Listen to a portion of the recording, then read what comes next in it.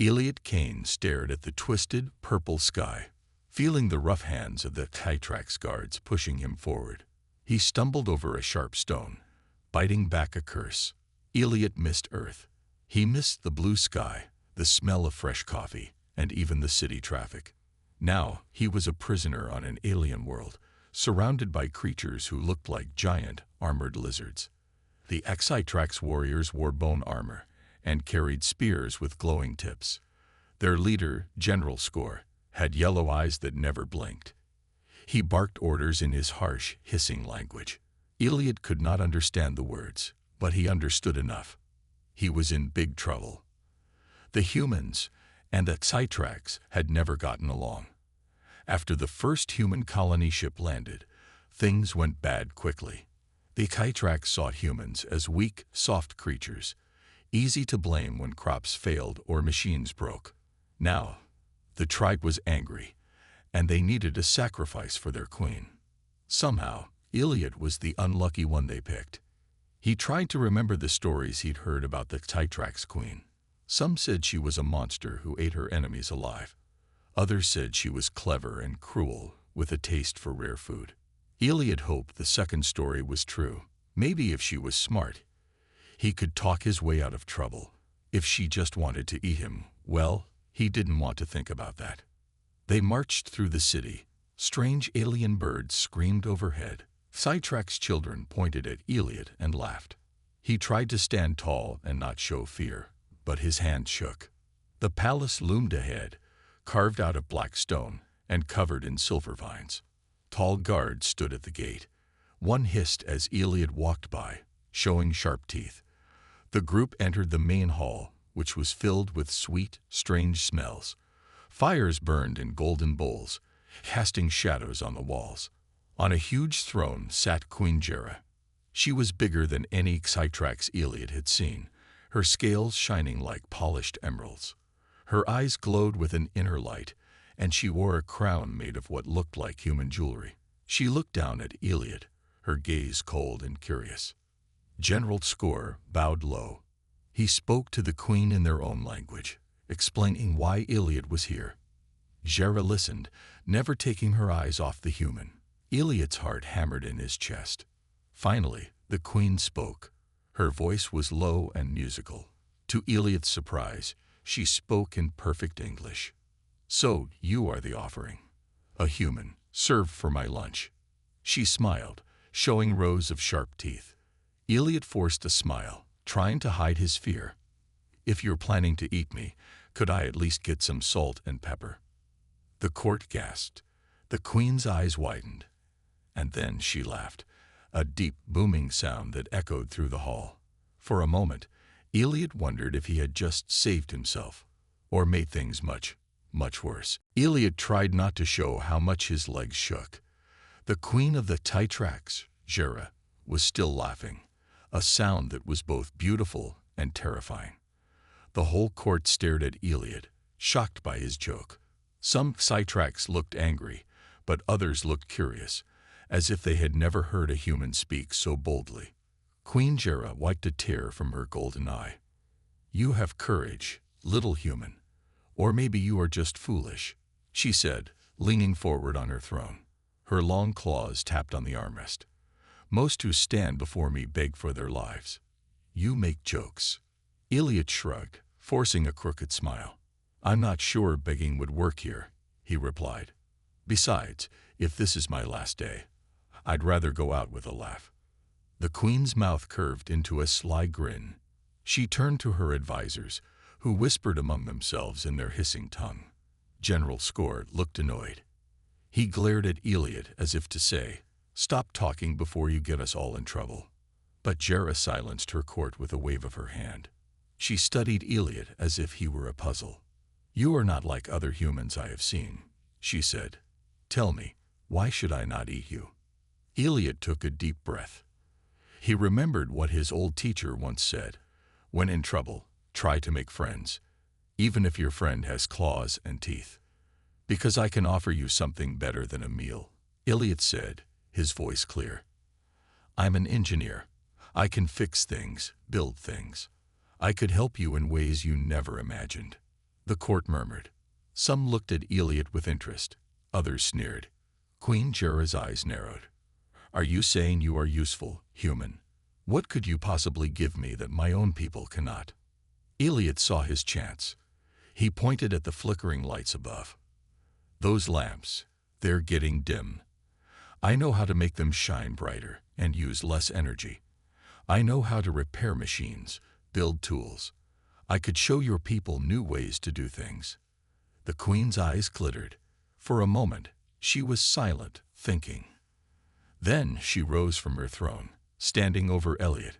She was tall and powerful, but Eliot did not flinch. Very well, Jera said. I am not hungry yet. I will keep you, for now. Show me what you can do, human. General Score did not look happy, but he obeyed. He ordered 2 guards to take Eliot to a workshop inside the palace. Eliot glanced back at the queen, who was still watching him with interest. As the guards led him away, Eliot realized he had survived, at least for another day. But now he would have to prove his worth to the most dangerous queen in the galaxy, and he knew, deep down, that this was only the beginning of his adventure. Eliot's new room was nothing like his cell. The HFY guards led him into a spacious workshop filled with half-broken machines, strange alien tools, and a thick layer of dust. It was clear that the HFY loved collecting things from across the galaxy, but they had no idea how to use most of them. The guards pushed Eliot inside and locked the door behind him. He took a deep breath and looked around. There were lamps with cracked screens, robot arms frozen in place, and a strange spinning machine that hummed softly. It reminded Eliot of his old garage back on Earth, except here, if he failed, he might end up as someone's dinner. After a few minutes, a small Titrax entered. This one was younger, with bright blue scales and curious yellow eyes. He introduced himself as Skrin, the palace's junior mechanic. Skrin was nervous at first, but he was eager to learn. You, not scared? Skrin asked, looking at Eliot as if he might fall apart at any moment. I'm a little scared, Eliot admitted, but if I fix something, maybe I'll get to live a little longer. Want to help? Skrin's eyes lit up. He handed Eliot a toolkit, and together they started working on the lamps. The technology was old but not impossible to fix. Eliot used his skills to patch the wiring and replace the glowing energy stones inside. When he flipped the switch, the lamps shone brightly for the first time in years. Skrin cheered, and the noise brought more Titrax into the workshop. Soon, a crowd gathered to watch the miracle human work. Eliot felt their eyes on him, some full of wonder, others full of suspicion. As he worked, Eliot tried to talk with Skrin about life in the palace. He learned that the Titrax saw eating their enemies as a sign of respect, not just hunger. Skrin explained, if Queen eats you, it means you are worthy. You become part of the tribe forever. Eliot shivered. Thanks, but I'd rather stay in one piece. The conversation made Eliot realize how different their worlds were. On Earth, eating someone was a crime. Here, it was an honor. The Titrax didn't see themselves as monsters. They were just following ancient traditions. By the end of the day, Eliot had fixed not only the lamps, but a few other machines too. The workshop buzzed with excitement. The Titrax who doubted him now watched with curiosity, whispering about the clever human. That evening, Queen Jera visited the workshop. She inspected the bright lamps and the working machines. A satisfied smile played on her lips. You have done well, Eliot Kane, she said. You have earned another day. Eliot bowed, feeling a strange mix of relief and pride. He was still an outsider, but now, the Titrax saw him as something more than just a meal. But as he returned to his room, Eliot knew the real test was yet to come. In a world so different from his own, he would have to keep proving himself every single day. The palace was filled with joy and peace after Lord Vel's defeat. For the first time in weeks, Princess Xira and her people could rest easy. The council held a special gathering in the Great Hall. Banners waved, music played, and people from every world of the Seraphal Dominion joined the celebration. Ethan stood at the center of it all, still a little unsure if this was real. He wore simple but elegant new clothes, the mark of his new role shining on his jacket. All around him, council members and guests smiled, offering words of thanks and welcome. Some even asked for his advice, surprised by how much this ordinary human had changed the fate of an empire. Princess Xira looked happier than ever. She wore a shining crown and a flowing silver dress that sparkled like the stars. When she stepped up to the council's high platform, she held out her hand to Ethan. He walked beside her, feeling proud and grateful. The High Elder spoke to the gathered crowd. Today, we witness not just the saving of a crown, but the beginning of a new era. Princess Xira, by the laws of our people and the will of the council, you remain our queen. And Ethan Parker of Earth, by your courage and kindness, you are now her chosen consort. As the hall applauded, Ethan turned to Xira. She smiled, her eyes shining with hope. Are you ready for this? She asked softly. Ethan grinned. With you, I think I can handle anything. The marriage ceremony was unlike anything Ethan had seen before. There were ancient words, shared promises, and gifts exchanged between their worlds. A gentle light filled the hall as Xira and Ethan joined hands and spoke their vows. In that moment, Ethan felt truly accepted, not just by Xira, but by all her people. After the ceremony, there was a grand feast. Ethan laughed with new friends and tasted food from dozens of planets. The young advisor with green eyes sat beside him, telling stories of Seraphal legends and galactic heroes. Commander Xira even smiled, her usual stern face softening with pride. As the night wore on, Xira and Ethan slipped away to the palace balcony. Together, they looked out at the city lights and the stars beyond. I never imagined my life would lead here, Ethan said quietly. Xira squeezed his hand. Sometimes the universe chooses people who never expect to be chosen. That is the kind of hope our world needs. Down below, people from every world in the Dominion danced together, celebrating a future of peace. Thanks to one brave human, a new story had begun, one of unity, courage, and love across the stars. Ethan smiled at Xira, knowing their adventure was only just beginning. Whatever challenges the galaxy brought next, they would face them side by side, together. That night, Elliot hardly slept. The palace felt less like a prison and more like a strange dream. He could hear the humming of alien machines, the clicking of claws on stone floors, and the distant howls of creatures in the city beyond. Elliot wondered what his friends on Earth would say if they saw him now, fixing alien technology to avoid being eaten by a giant lizard queen. In the morning, Skrin arrived with breakfast, something that looked like purple fruit and hot, spiced water. Skrin grinned. Queen is pleased. She wants you to come to the throne room. Big announcement today. Elliot felt a nervous chill. A big announcement in an alien court could mean anything. Still, he straightened his shirt, washed his face, and tried to look confident as Skrin led him through the winding halls. When Iliad entered the throne room, he saw that it was packed. Cytrax nobles stood along the walls, dressed in armor and bright jewels. There were drums playing and banners hanging from the ceiling. Queen Jera sat on her throne, regal and silent, but her eyes sparkled with excitement. General Score announced Iliad's arrival, and everyone turned to stare. Iliad bowed, unsure what else to do. Queen Jera stood up, her voice booming across the hall. Today is a special day. Our human guest, Iliad Kane, has proven himself useful and clever. Instead of eating him, I have chosen a different fate for this offering.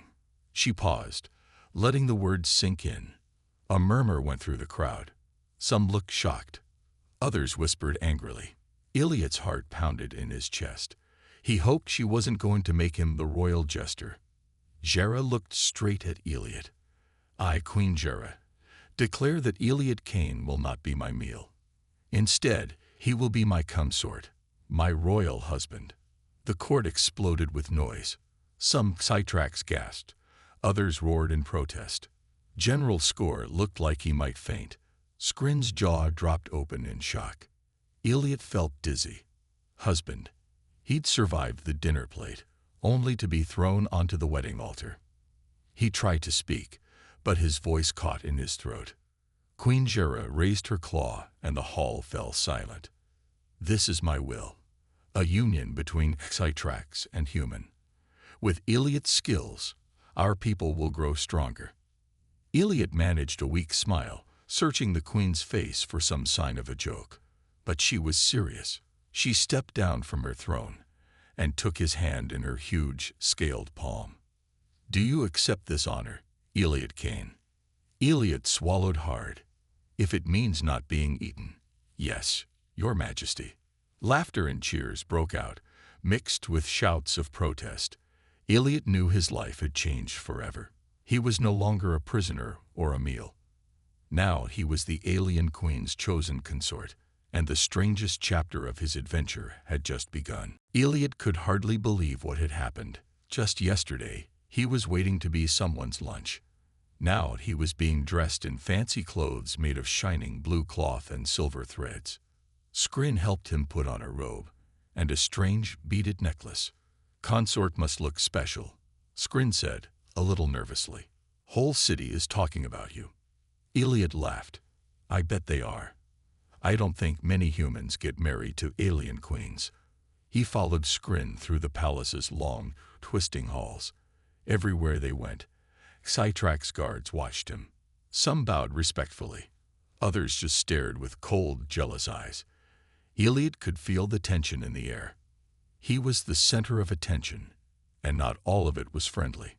The palace was beautiful but dangerous. Elliot's new rooms were bigger than his old cell, with large windows showing the strange city outside. But there were guards outside the door, and Elliot knew he was still a prisoner. He could not leave, not without the queen's order. At breakfast, Jera herself joined Elliot. She wore golden armor and carried a staff with a glowing red stone. She was both beautiful and fearsome. You look uneasy, Elliot Kane, she said, taking the seat across from him. Is the palace not to your liking? Elliot tried to hide his nervousness. It's very nice, just a little strange being watched all the time. And I think some of your people want to see me gone. Jera nodded. You are right. There are many who do not want change. They see you as a threat, but you must not show weakness. Here, only the strong are respected. Elliot sipped his hot drink. I'm not sure I'm strong, Your Majesty. I just fix things. Jera gave him a rare smile. Fixing things takes more courage than breaking them.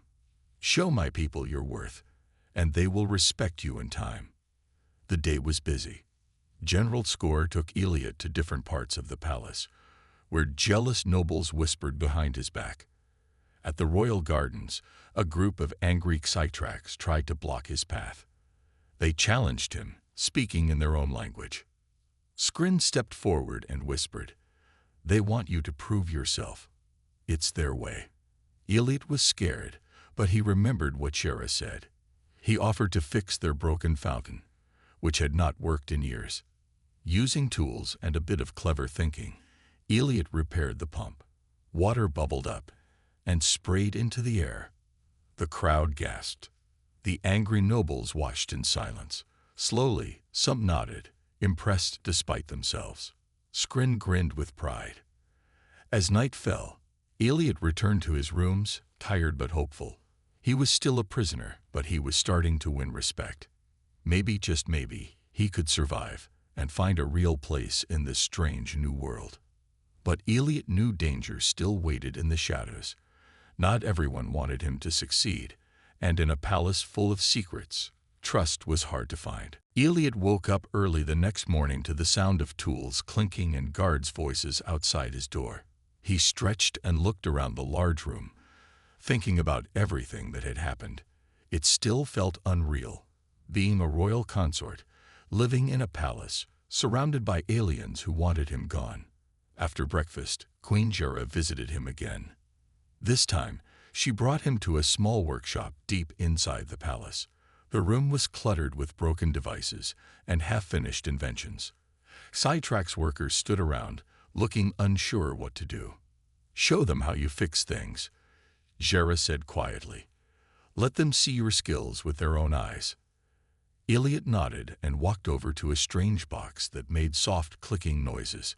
He opened it up and saw tangled wires and crystals glowing faintly. The Sidetrack's workers crowded around, watching every move. Elliot explained what he was doing in simple words. Skrin translated quickly so everyone could understand. Elliot worked for hours, fixing broken machines, unclogging pipes, and even building a simple fan to cool the room. The Sidetracks watched in amazement as their old, forgotten devices started working again. One worker clapped excitedly when Elliot got an ancient music player to sing a soft alien tune. Another smiled when a broken water dispenser filled her cup. Queen Jera watched all of this, her expression pleased. She turned to her advisors. "See how the human uses his mind, not just his strength," she said. "We can learn from him." Some nobles still looked doubtful, but others seemed to change their minds.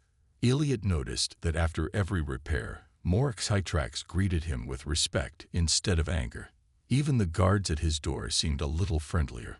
Later that day, Skrin showed Elliot the power room, where the palace's energy supply was failing. Lights flickered, and machines kept shutting down. Elliot rolled up his sleeves and got to work. Using some wires, spare parts, and a bit of luck, he managed to repair the main power crystal. Suddenly, the whole palace lit up. Lights glowed bright, fountains started flowing, and the city outside cheered at the sudden burst of energy. Word spread quickly that the human had saved the palace from a blackout. That evening, Queen Jera hosted a small feast. She raised her cup to Elliot in front of her advisors. Today, Elliot Kane has proved that even the smallest can bring the greatest change. Elliot felt a warm sense of pride. He was no longer just a guest or a prisoner. He was becoming someone important. Skrin clapped him on the back, and even General Score nodded in approval. But Elliot knew this was only one small victory. In the days ahead, he would have to do even more to earn the trust of everyone in the palace, and face new challenges he couldn't yet imagine. After Elliot fixed the palace's energy system, life seemed a little easier. More Sidetracks nodded to him in the halls, and he felt less like a stranger. Even so, danger still lingered like a dark cloud over the palace. Elliot knew he had many more tests ahead. One afternoon, while Elliot and Skrin were working on a small garden robot, an alarm rang out. Red lights flashed. Guards ran through the palace, shouting warnings in their language. Skrin's scales turned pale. "What's happening?" Elliot asked, dropping his tools. "Trouble," Skrin replied. "Enemies at the city gates. Not Sidetracks. Outsiders." Queen Jera called an emergency meeting in the throne room. She wore battle armor, her eyes shining with determination. Nobles gathered quickly, whispering in worried voices. Elliot joined them, feeling out of place but welcomed by Jera's nod. "Our city is under threat," Jera announced. "A coalition of old enemies is outside. They demand we surrender the human or face destruction." Elliot's heart pounded. So the attackers wanted him. He thought about running, but Jera spoke first. "We do not bow to threats," the queen declared, "but we must be smart. Elliot, you have shown you are clever. What would you do in this moment?" All eyes turned to Elliot. He took a deep breath. He remembered stories from Earth, how smaller groups won battles by being smarter, not just stronger. "We need to surprise them," Elliot said. "Use your machines and defenses in new ways. Maybe we can set traps or create illusions to make them believe we have a bigger army." Skrin translated quickly. The nobles murmured, some impressed, others doubtful. Jera thought for a moment, then nodded. "Very well. You and Skrin will work with General Score. Show us your ideas." The next hours were tense and busy. Eliot explained how to rig the old garden robots as noisemakers and set them to patrol empty streets, tricking the enemy into thinking there were high-track soldiers everywhere. He set up the palace lights to flash in confusing patterns at night, making the city look larger and more guarded. General Score and the Xitrax warriors used Eliot's traps and ideas, confusing the attackers. The enemy leaders grew nervous, hearing strange sounds and seeing shadows everywhere. Some of their spies were caught in simple nets made from leftover machine parts. In the confusion, the Xitrax were able to sneak warriors behind the enemy lines and capture the enemy's leader. When the dust settled, the coalition surrendered and left the city. The palace burst into cheers, and Jera looked at Eliot with real admiration. "Your mind is sharper than any blade," she said. "You have saved us." Eliot smiled, feeling tired but proud. For the first time, he was more than just a guest or consort. He was a hero in the eyes of the Xitrax. But he knew every victory brought new challenges. The next test of trust and loyalty was yet to come. News of the city's victory spread quickly. The Xitrax were amazed that a human had helped save their home. Eliot, once seen as a sacrifice, was now a hero. As he walked through the palace and markets, more Xitrax greeted him with respect. Some even tried to copy his earth handshake, though their claws made it awkward and funny. Queen Jera seemed proud of her choice. She invited Eliot to official meetings, where he shared his ideas about machines, energy, and even farming. At first, some nobles were annoyed or jealous.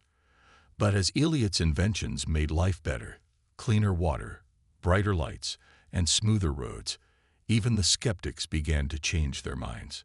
One day, Jera invited Eliot to a great public festival. The whole city gathered in the main square. Drums beat, colored banners flew in the air, and tables overflowed with food. Jera stood on a high platform, shining in her royal armor. She motioned for Eliot to join her. She spoke to the crowd, her voice ringing across the plaza. "People of Xitrax, today we celebrate victory and the power of new ideas. Eliot Kane, once our prisoner, now stands at my side as my consort and friend. He brought courage and cleverness, and together we are stronger." The crowd cheered, and some shouted Eliot's name. Eliot felt embarrassed but happy.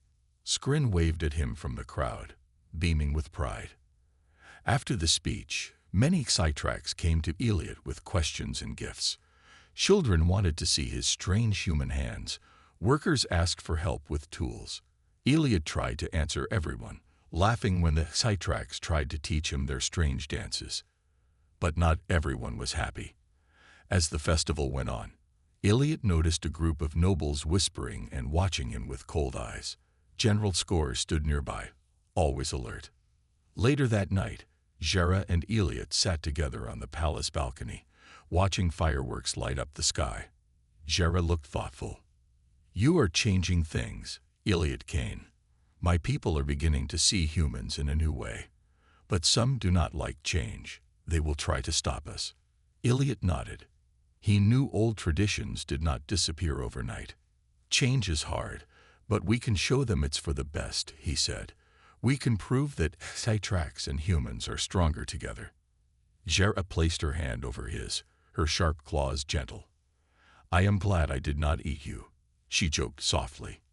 Eliot laughed, feeling a strange happiness. In this alien world, he was finding not just survival, but friendship and something close to love. Still, in the shadows of the palace, jealous eyes watched. Eliot and Jera's union was changing the future, and not everyone wanted that future to arrive. Days turned into weeks, and Eliot's life as the queen's consort became a new kind of normal. He continued to help the Xitrax build better machines and fix old problems. With Skrin's help, he learned more of their language and even taught some Xitrax children a few human games. Every day, he felt more accepted in the palace and the city beyond. But Eliot also noticed trouble growing in the shadows. Some nobles stayed silent during meetings. General Score warned Eliot to be careful and avoid certain places alone. Still, Elliot kept doing his work, hoping that with time, everyone would see the benefits of peace and teamwork. One night, Elliot was in his workshop, fixing a broken music player, when an alarm echoed through the halls. Footsteps pounded on the stone floor, and Skrin rushed in, out of breath. "Elliot, humans have come. Spaceship outside the city. They're looking for you." Elliot's heart leaped. He followed Skrin and two guards through secret tunnels to the palace roof. In the distance, a small Earth rescue ship was landing. Soldiers in white suits stood beside it, waving a flag and calling Elliot's name through loudspeakers. Queen Jera joined Elliot, her expression serious and sad. "You see, your people have come for you," she said quietly. "You are free to leave, if that is what you want." Elliot looked out at the ship. For a moment, he could almost smell the air of Earth, feel the sun on his face, and hear the familiar voices of home. It was everything he had wished for since the day he was captured. But then Elliot glanced at Jera, at Skrin, and at the city he had helped rebuild. He thought about the Titrax children, the workers, the laughter at the festival, and the future that was just starting. He realized his feelings for Jera were deeper than friendship. She had given him trust, respect, and a new life. Down in the city, crowds gathered, waiting for his decision. The nobles who disliked him hoped he would leave forever. Others who had come to trust him watched with hope in their eyes. Jera spoke again, softly. "If you go, you will always be remembered. If you stay, you will help shape a new world. The choice is yours, Elliot Kane." Elliot stood silent, torn between two worlds. He thought about the fear he once felt and the love he had now found. At last, he took a deep breath and made his choice. He turned to Jera and said, "My home is here now, with you." The crowd below burst into cheers. Jera smiled, relief shining in her eyes. Skrin hugged Elliot tightly, and even General Score gave a respectful nod. As the rescue ship flew away, Elliot felt sadness for what he left behind, but also joy for what he had gained. He was no longer a prisoner or a sacrifice, but a bridge between two worlds, a human who chose love, loyalty, and a future among the stars.